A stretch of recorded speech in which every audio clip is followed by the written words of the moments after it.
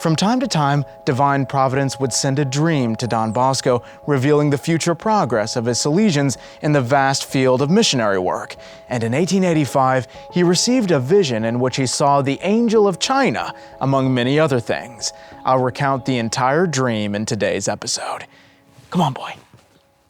The Miracles and Prophecies of St. John Bosco, a project of America Needs Fatima. I'm your host, Matthew Miller. Subscribe for new episodes every Monday, Wednesday, and Friday.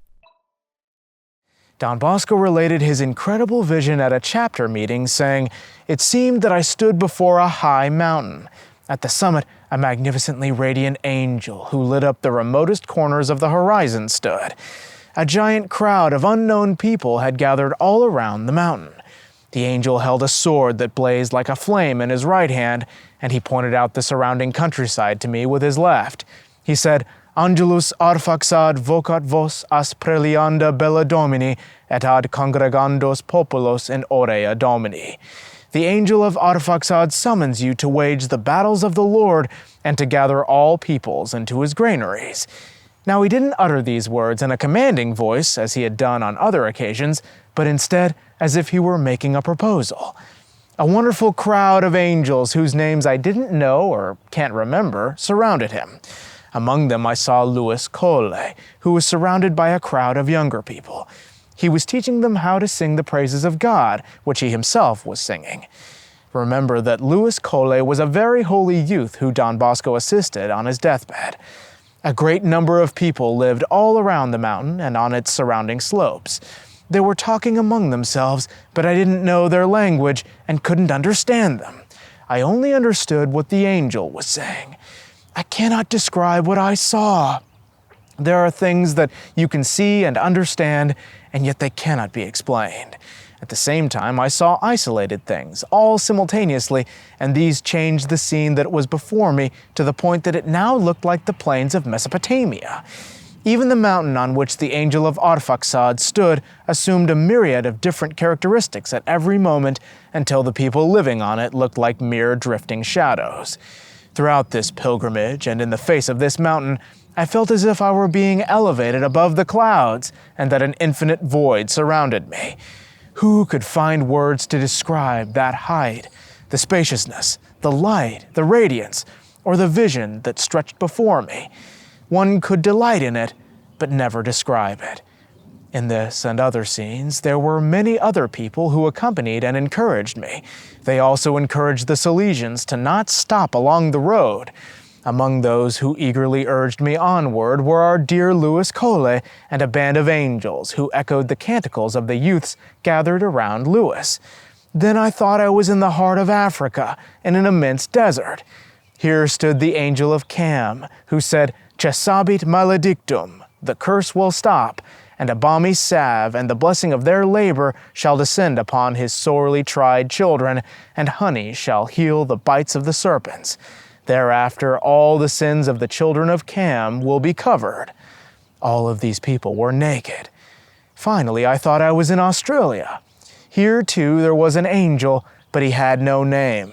He shepherded and marched, urging the people to march toward the south. Australia was just a number of islands grouped together whose inhabitants varied in temperament and appearance. There was a big crowd of children living there who tried to come toward us, but could not because of the distance and the waters that separated them from us. Nevertheless, they held out their hands toward Don Bosco and the Salesians, saying, "Come and help us. Why do you not fulfill what your fathers have began?" Many held back, but others made every effort possible to push their way through wild animals to reach the Salesians, who were unknown to me, and they began to sing, "Blessed is he who comes in the name of the Lord." A little distance away, I could see groups of many islands, but couldn't distinguish any details. I felt that all this indicated that Divine Providence was offering part of this evangelical field to the Salesians, but for some future period. Their efforts will bear fruit, for the hand of God will be constantly outstretched over them, unless they become unworthy of his graces.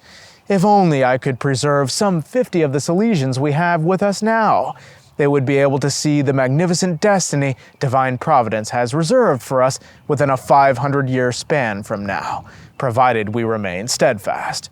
We shall always be well liked, even by malevolent people, because our particular activity is one that arouses benevolence in everybody, good and bad alike. There may be a few hotheads who would prefer to see us destroyed, but these only will be isolated incidents and will not find any support from others. It all depends on whether the Salesians will resist the desire for comforts and will thereby shirk their work. Even if we were only to maintain what we have already founded, we would have a long-standing guarantee, provided we do not become victimized by the vice of gluttony. The Salesian Society will prosper in a material sense if we uphold and spread the bulletin and the institution of the Sons of Mary Hope of Christians.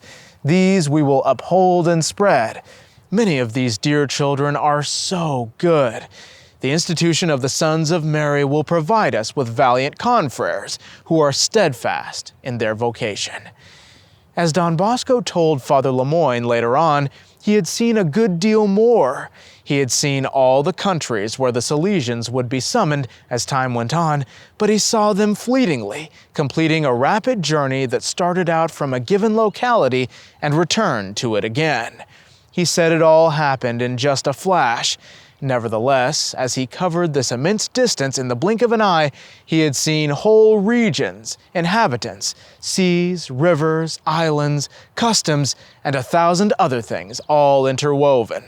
The scenes changed so rapidly that it was impossible to describe them all, and there was barely a distinct recollection left in his mind of this fantastic itinerary.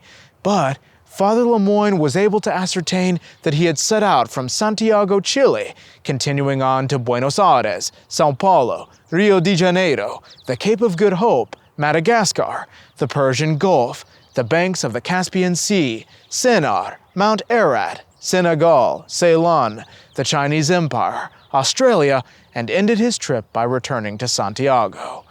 But what's all this about the Angel of Arphaxad? Don Bosco had no idea of who he was prior to the dream, but later talked about him rather frequently. The Chinese are believed to be descendants of Arphaxad. His name appears in the 10th chapter of the book of Genesis in the genealogy of Noah's sons, who divided the world amongst themselves after the flood. In verse 22 we find, the sons of Sem are Elam, Adur, Arphaxad, Lud, and Aram. So Don Bosco fixed his attention on China and believed that the Salesians would soon be summoned there.